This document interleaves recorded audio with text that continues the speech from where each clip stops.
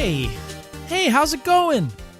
You came back. Welcome to Permadeath Weekly, week for the week of, let me look at a calendar here, Friday the 12th.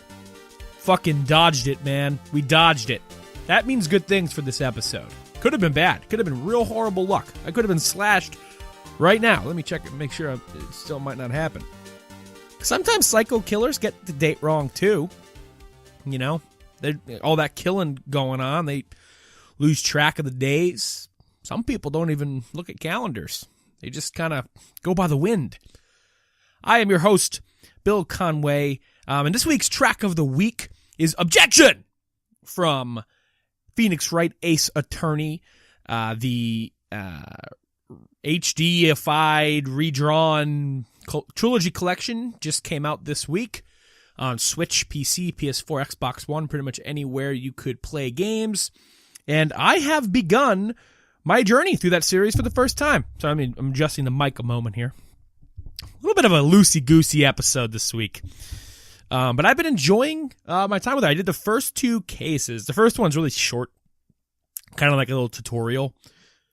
So then I did the second full-length case. And man, what an addictive game that is. I'm having a blast with it. Just an absolute blast. And the music particularly is just super catchy. And the track that you heard on this week's episode, let me adjust the mic. I feel like it's not in front of my face. Sorry, I probably yelled that in your ear. It's not nice. But I get so hype playing it when like you do like counter somebody's defense. And just fuck their testimony up, and that badass song plays. Yeah, it makes me feel cool. It makes me feel like a cool anime protagonist, like Lelouch or something, where you're just doing something real fucking smart, you know? Because it's not often I get to feel that way, where I get to feel smart like that. So I'm all about that power fantasy. You know, everyone wants to rip heads off of giants and ogres and stuff, and me, I just kind of want to feel smart. You know, make me feel like I just pulled off a calculated effort. You know, like I just like all my pieces came together, everything on the chessboard. You know, I already feel like a barbarian enough. You know, when I'm sitting there eating my peanut butter and fluff sandwich, and it's dripping all over my hands. You know, make me feel smarter than that. Oh, so I hope your week has gone well, everybody. I am recording this on Wednesday. So if any news breaks over the next 24 hours, I could technically record it and add it in, but we'll fucking see about that. We'll see about that. You know what I can't stand? Real quick here. Maybe it's just me again. This has something to do with work. I think everybody kind of has that like socially awkward thing where if you see somebody you know in public, you kind of either hope they don't talk to you. So you all kind of just do that, like look at the ground thing, you know, and like hope they don't notice you. And if they do, you know, you both kind of just give the little nod. I don't mind that. I don't mind saying hello to somebody I know in public. That's fine. You know, sometimes it's like, wow, I genuinely want to see this person. Wow, they're putting their head down. Fuck. But I hate it because I feel like everybody, at least everybody who works where I work, sheds that socially awkward gene when they're in the public restroom. I don't want to talk to you in there, period. I can step out this door and have a conversation, but I just got finished. Wow, look at this. I'm saying pee again on an episode. I just took a pee, dude. I'm washing my hands. I have no interest. I want to get in and out of here. If you start talking to me, what does that mean? Do I have to stay here and talk to you, dude? Like, don't do this to me. Please don't do this to me. Because then, like, the bathrooms are amazing for acoustics, by the way, if you want to be in a choir. Because then everybody can kind of hear, unless we're whispering, well, then it seems like you're conspiring. So you don't want to do that either, because whispers echo, baby. Because then you start talking in there, and your words are bouncing off the walls, and you're so loud, and like, for some reason, you're way too happy to see me in that bathroom. I don't want people to think that I'm just like smoking in the bathroom, like I'm some kind of high school kid getting away from work. Stop talking to me after I just peed. Please stop it. If you listen to this and you create small talk in restrooms, think twice about it. Think twice. All right? That place is a business. That room is all business. All day. You go in there, that room exists for one purpose. There's so many other rooms to talk in. You know? Someone's poo-poo, someone's pee-peeing. There is no time for talking. Poo-poo, pee-pee, wash hands, get the fudge out of there, dude. Drives me nuts. It's like I hate when I'm washing my hands in there and like I hear the door open and I try not to be that, like I try not to look in the mirror and see who's walking behind me because I want to make sure it's somebody I know because then, you know, but then if you don't look, you know, you just kind of feel like you're ignoring them. So I don't know. I hate it. I'm not trying to be a dick to people either. Like I said, we'll take one step out of this room. We'll have a conversation all day. Just not in here, please. This is a, you know, it's like talking in church. Just don't fucking do it. Okay? God. Speaking of taking stuff too seriously, no talking in bathrooms doesn't warrant such a reaction, but have you guys seen, okay, there was that asshole who tweeted that like really melodramatic Sekiro tweet at the PC Gamer article about using a cheat for the final boss. Have you seen how much of a copy pasta that guy has become? And just justice served on that butthole. Let me read the tweet to you in case you haven't seen or heard of this tweet. You have no idea what I'm talking about. PC Gamer wrote an article a few days ago about beating Sekiro's final boss and using some PC like cheat engine stuff to beat him. You know, it was an editor who was like, you know what? I can't beat this fight. I physically can't do it. I just want to see credits. Fuck it. You know, I'm using cheats. I'm sure so many people do that without telling people. So people who freak out on this guy and are like, you motherfucker, you are not a gamer. You know, as if that means something. You know, those people had an absolute poop fit in their pants. So many people probably do that shit. It's funny actually to see people come out of the woodwork and say, yeah, what the fuck? I use Cheat Engine for No Man's Sky. I use it for everything. You know, whatever. It's a single player game. You're not doing anything. But a guy responded. I'm not going to say Twitter handles. If you want to find this stuff, you can easily find these articles. But I'm not directing anybody towards anybody myself. Again, you could do the digging. But somebody quote tweeted PC Gamer's article with this tweet. You cheated not only the game, but yourself. You didn't grow. You didn't improve. You took a shortcut and gained nothing. You experienced a hollow victory. Nothing was risked and nothing was gained. It's sad that you don't know the difference. And that guy's tweet initially caught on with like other people who were like, yeah, fuck you, you fucking cheater. And then, like, you know, there's big rallying cry. And then, like, you know, he was, like, piling on with it. Like, yeah, fuck yeah. See, yeah, people agree with me. His tweet's blowing up, baby. His tweet's doing numbers. Hell yeah. Dude was proud of it. Then it's like, that has copy pasta written all over it. Like, that is the lamest possible thing. Like, dude, it's a video game. The guy straight up just spit out, like, a fucking villain's monologue from a Japanese role-playing game. It's sad that you don't know the difference. So, like the official Sonic the Hedgehog Twitter account posted a meme about it. The official Mega Man Twitter account posted a meme about it. You can find all this again. There's like a Kotaku article and a Verge article, like kind of recapping all of the big name accounts that have been making fun of this guy. Man, it's just so good. It's just like, thank you, you dingus for making a butthole out of yourself so we can have these memes. Best part about it is he came out a few days ago and said like, oh yeah, I meant for it to be melodramatic, man. So these memes are nothing. Dude, you did not. You did not. That's like, come on, man. Oh, I meant to fall flat on my face. I meant to fall down the steps. Yeah, see, look at how much it's making everybody laugh. I just love you guys. I love putting a smile on your face. It's easy to say, buddy, when you've been shoved in the ditch. Yes, I've been enjoying that. So, our first bit of news this week, for this week's episode, you can now change your name on the PlayStation Network. Cue the cheering. Now, if I had any ounce of care towards the post-production of this episode, I would have put that like canned in like kids cheering sound effect that you've heard in like Little Big Planet and stuff. So it has finally happened. PlayStation, from their official blog post here, we're excited to announce that the online ID change feature on PlayStation Network is officially launching to all PlayStation 4 owners later today. I'm reading this again on Wednesday, April 10th. So as of you listening to this episode, it is already out. But if you didn't know that, well, welcome. I'm glad I could break the news to you. Now,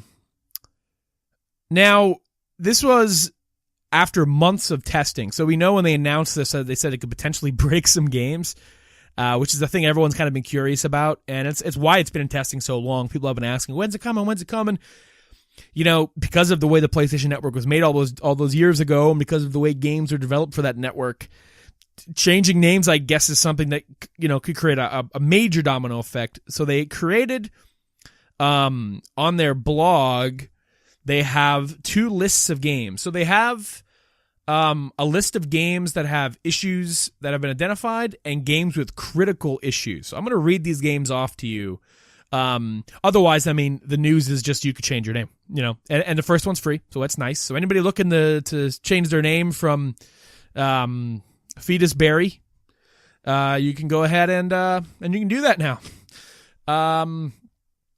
So this is the section that identifies games with issues, and these issues include sorry. I'm just trying to gather this into a way that I don't have to just read the whole fucking paragraph. So games with issues identified are games which have been tested and were found to have one or more of the following known issues which we did not consider critical to the gameplay experience, but which you should review to consider how important they are to you. So these include previous online ID may remain visible to you and other players. So your old name could potentially show up while playing these games online. Or the online ID is no longer visible in some areas in a game title, in-game rankings, leaderboards, etc. For some game titles, the online ID will automatically update if you sign out and then sign back into the game, or when various gameplay activity is performed after sign-in. Other things may include user accounts on this PlayStation may be unlinked from game accounts. Linking accounts may again restore the original linkage. I don't know what that means. User accounts on PlayStation may be unlinked from game accounts. Does that mean like Rockstar Social Club? Or, like, you know what I mean? Like Uplay, like stuff like that. I assume that's what that means. Like Warframe. I assume that, yeah, that's what that means. Other things, certain game settings may be initialized to their default state. Audio settings, controller settings. The fact that these were tied to your, weird, whatever. So these are the games that, oh wow, I'm not going to read these. There's so many. Come on. I didn't fucking read this list before. Well, okay, I'm going to read off some of the notable ones, I guess, that are included in this. So these issues don't seem too bad to me. Like, some of your leaderboard stuff might be a little wonky. You might have to relink an account here and there, change your audio settings back, whatever. You know, these ones are normal kind of things here. So like Assassin's Creed, Black Flag, Bloodborne, Dark Souls 2 and 3, Dragon Quest Builders, God Eater 2, Grand Theft Auto 5. So probably, yeah, Social Club stuff probably gets unlinked. I'm trying to like relevant games here. Injustice 2, Naruto, the Naruto games, I mentioned all of them. NBA 2K9, okay. Rock Band 4. Wow, you know what? It's like if something crazy like happens to your Rock Band shit, you have all those songs bought. What if that fucks with that? I mean, this isn't in the critical issues thing, so I imagine if that were the case, it would be in the emergency box. Last of Us Remastered, Titanfall 2, Uncharted 4, Warframe, Uno, Wipeout Omega Collection. Oh, wow, I have that. Let's see. Now, these are let's move on to the critical issues. Games with, now these are listed as games which have been tested and one or more of the following known issues which we considered fundamental to the gameplay experience. Wow, listen to these. Jesus Christ. Okay. The user may lose in-game currency, whether paid for or earned. Nice. Loss of game progress, including scores and progress toward trophy unlocking. And loss of UGC. Is that the PlayStation Plus games? What the fuck's UGC? Maybe don't use acronyms. I don't know what that means. Loss of UGC, user-generated content? I don't know. Your guess is as good as mine. Or loss of UGC or parts of the game may not function properly, both online and offline. I doubt that means user-generated content. There's no modding in Sony games. If you have a game in this category, we do not recommend changing your online ID if you wish to continue playing that game without losing its entitlements and achievements, which you have already bought or released. So these games, this is a much shorter list, and these are old games. So this doesn't seem like it's really, going to affect. Again, this list could potentially grow, which is scary in a way. Disc Jam, Everybody's Golf. That's a Sony exclusive. What the F in hell? Fix that one. Just Dance 2017. It's 2019 now, babies. Little Big Planet 3. MLB 14 the show. MLB 16 the show. MLB 15 the show. On Rush. Come on, man. He's got that for free. The Golf Club 2. Golf Getting the Shaft. Sorry, I'm a little gassy. Had some root beer. Dark soda, it's corruption. Worms Battlegrounds. All right. So the other thing you should know, so that's a short list of games that'll get their shit fucked. Like majorly fucked, like losing content fucked. Is that those games are like the exceptions to certain things.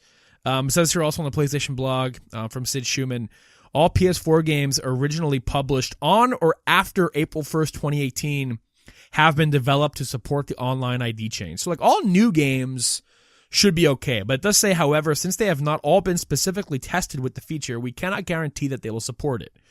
So, I mean, it's kind of like a do it at your own discretion, Look at this list of games. There's a whole FAQ on that blog post. I'm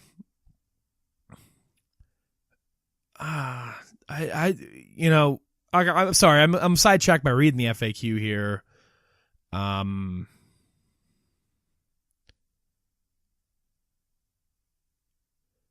Okay, there's a master list of tested games. What? Where is it? I don't fucking see it. Games with no known issues. Sorry. I'm real sloppy on this one.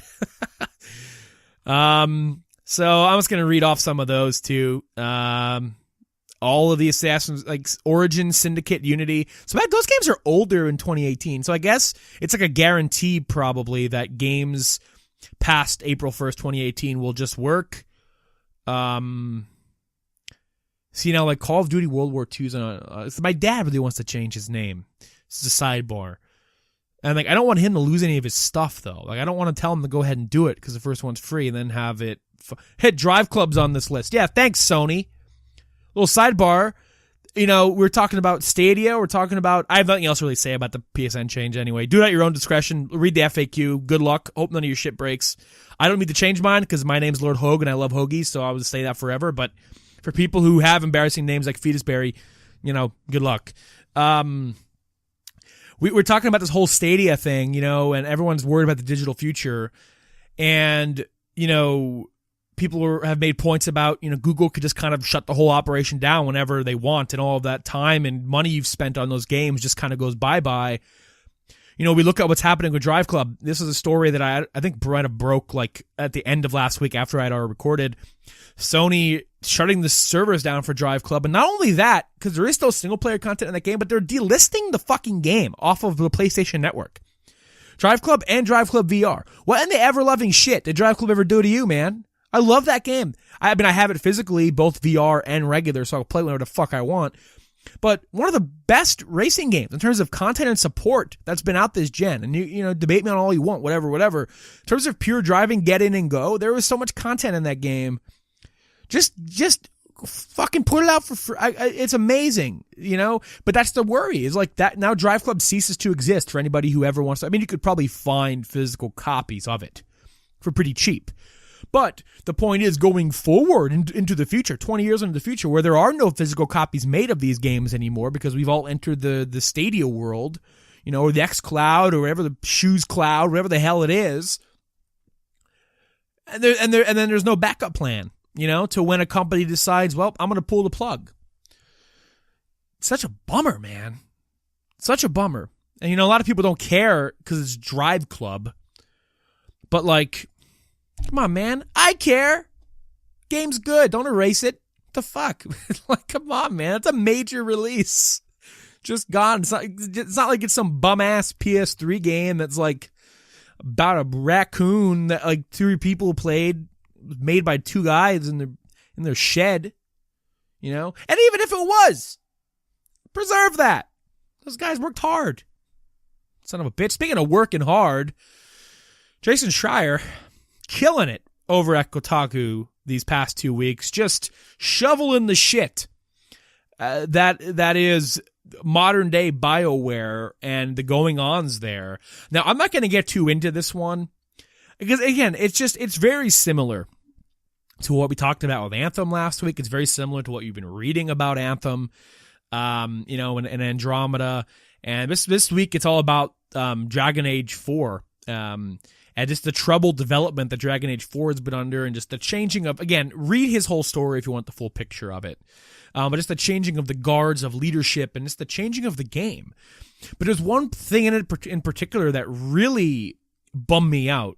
One, they tried really changing the conditions working around this game.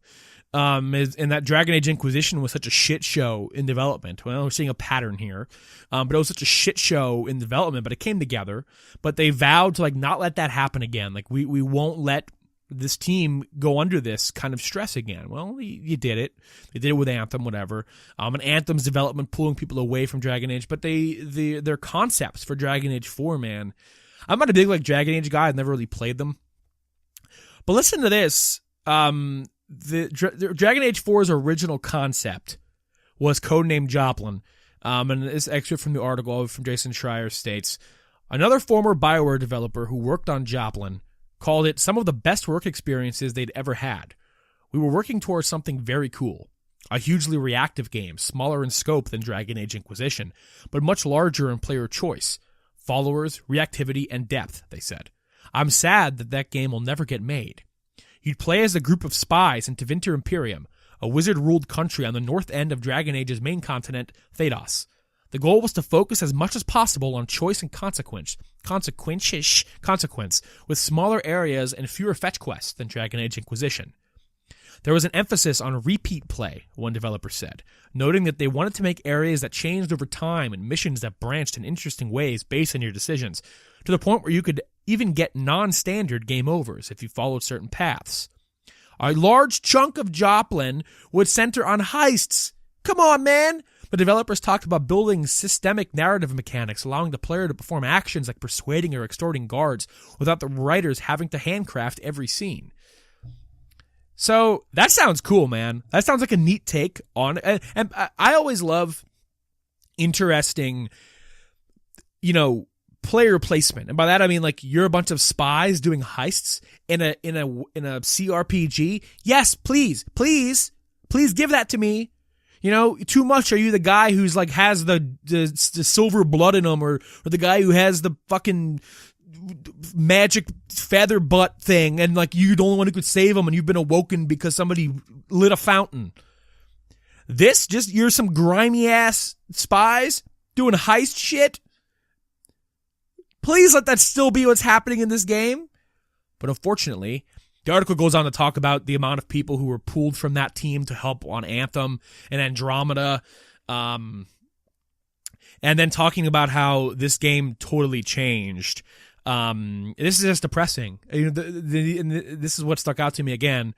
Going back to this point here from the article, it says, one thing that wasn't discussed much on Joplin was multiplayer, according to a few people who worked on the project, which is perhaps why the project couldn't last. While BioWare's publisher and parent company, Electronic Arts, tends to give its studios a fair amount of autonomy, there are still mandates to follow. By 2017, EA had not been secret about its desire to make all of its major products into games as a service, best defined as games that can be played and monetized for months and years after their release. Traditional Dragon Age games did not fit into that category.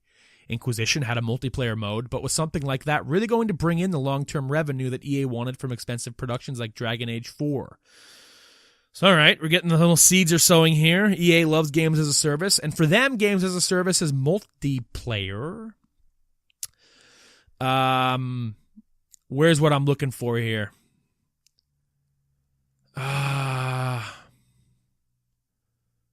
Here it is. A tiny team stuck around to work on a brand new Dragon Age 4. This is now Joplin. The previous one with the thieves and the heists was scrapped, with a new one codenamed Morrison that would be built on Anthem's tools and code base. It's the game being made now. Unlike Joplin, this new version of the fourth Dragon Age is planned with a live service component built for long-term gameplay and revenue. One promise from management, according to a developer, was that in EA's balance sheet, they'd be starting from scratch and not burdened with the 2 years of money that Joplin had already spent. Question was, how many of those ideas and prototypes would they use? Use them all! Come on, man! What the fuck? Like, there's so much wrong with these two companies being together. Okay? Because BioWare sucks ass at managing a team large scale. BioWare sucks ass at bringing everyone together and working without sending you into the cry hole. EA sucks ass because they feel like games as a service means you have to monetize the shit out of every aspect of your game and cram multiplayer up its butt. When you don't need to do that shit, man. Release expansion packs and stuff, dude. Like, people like that stuff, you know. Nobody minds giving money when they're not treated like butts in return.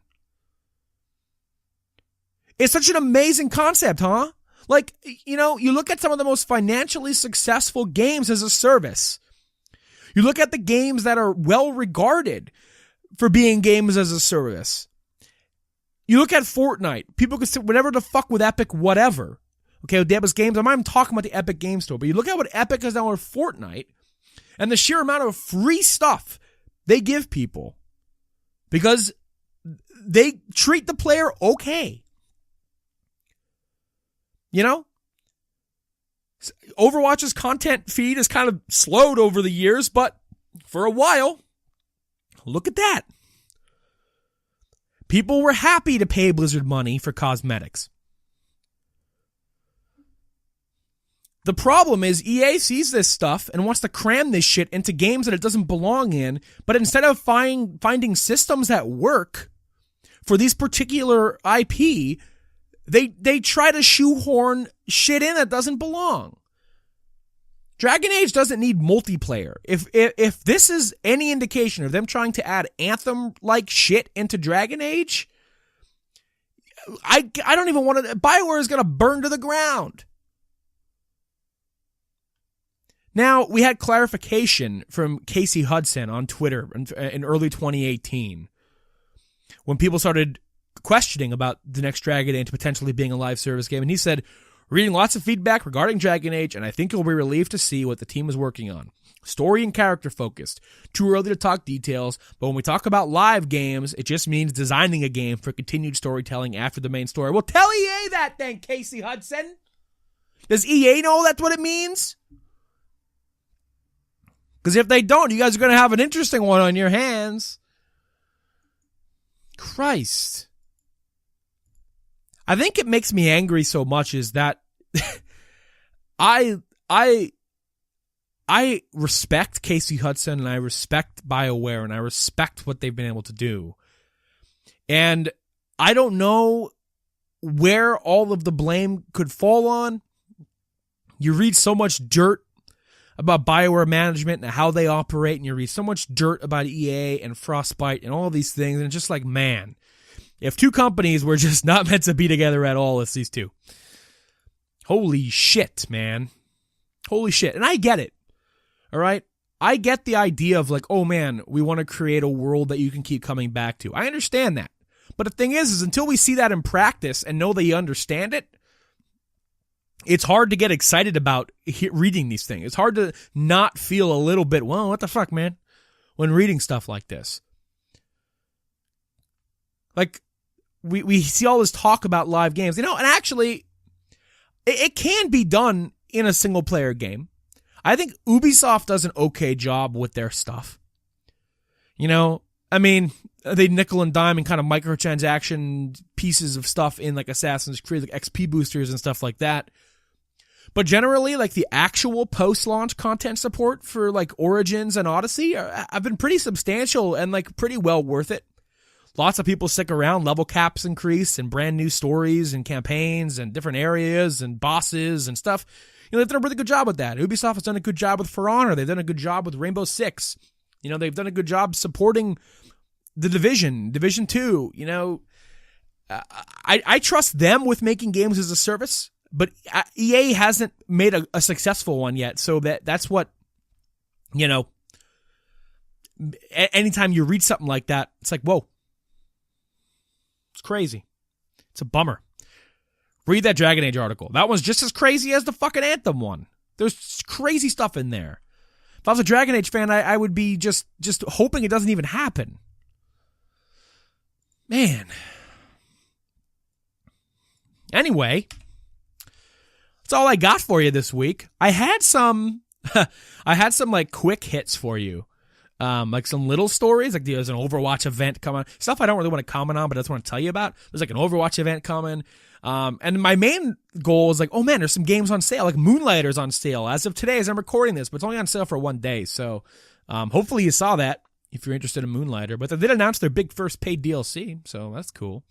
I'm sure Eddie will be happy to hear that. But yeah, folks, that's all I've got for you for the week of Friday the 12th.